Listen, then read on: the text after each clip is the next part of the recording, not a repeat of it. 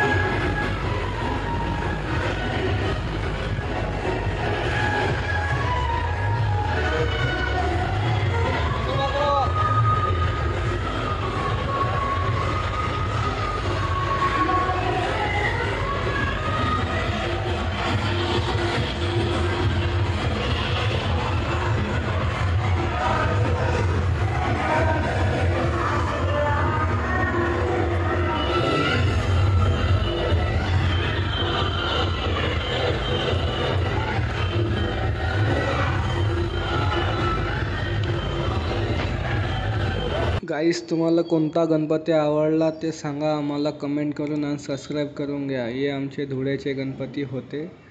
कसा आवडला की नाही तुम्हाला ते सांगा आम्हाला.